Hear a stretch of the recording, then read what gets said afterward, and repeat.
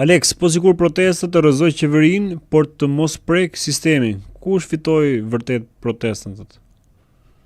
Si ma bëdhir? Pra, të rrëzoj qeverinë, por mos prek sistemin. Kush e fitoi vërtet protestën? Është ajo që sapo theti ndoshta deri diku.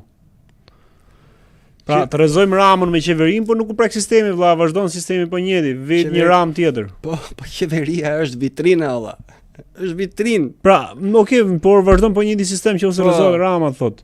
Kushdo që të vijë atje do ndryshoj vetëm personi, do ndryshoj emri, do ndryshoj pamja, agjenda nuk ndryshon, do të çojë deri në fund. Po, pa kemi fituar ne pra thotë, nëse rrëzohet vetëm Rama dhe qeveria e tij. Absolutisht që jo.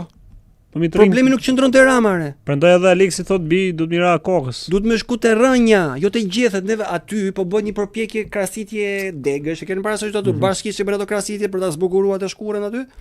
Atë po bëhet atje, gjoja. S'ka të bëj fare, ata janë kukulla. Goditi këmbët që i mban ata. Këmbët është Sorosi. Irani është shembulli si organizimi i vetmi që ka inteligjencë superiore ndaj Amerikës.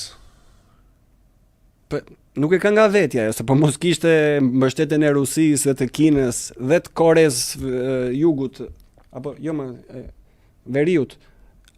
Do kishte rënë Irani me kohë. Gjithë ato teknologjinë e ka nga Kina dhe Rusia, kryesisht. Dhe plot raketa e ka nga Korea. Sa lidera janë vrarë atje në Iran, njëri mas tjetrit po bien. Tani është vendosur një krej i ri atje, ai ruhet nga të gjitha anët. Po mos ishte inteligjenca ruse dhe kineze, ai vend do kishte marrë me kohë. Po ka plot interesa. Rusia ka interesa të tjera për Iranin, Kina ka të tjera. Mirëmëngjes o interes kemi ne me një shprehje këne nga anët tona. Nuk është se e bëjnë nga që kanë dashuri të madhe për njëri tjetrin. Kina komuniste, haptazi, Rusia e kamufluar komuniste, kupton se edhe atje nuk ja çojnë mirë njerëzit.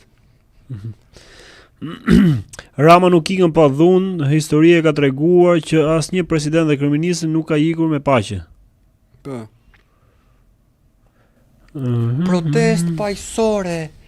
E bëjnë në njërë kështu sikur kapin në një këta e shoqëroj, thot, po kjo termi shoqërim, dhe ma e qëtë urë dhe kjo. Prandaj në protest bën ato recitime që populli të merret me gjëra koti, ndërkohë që Rama bën shitje të mëdha tokash.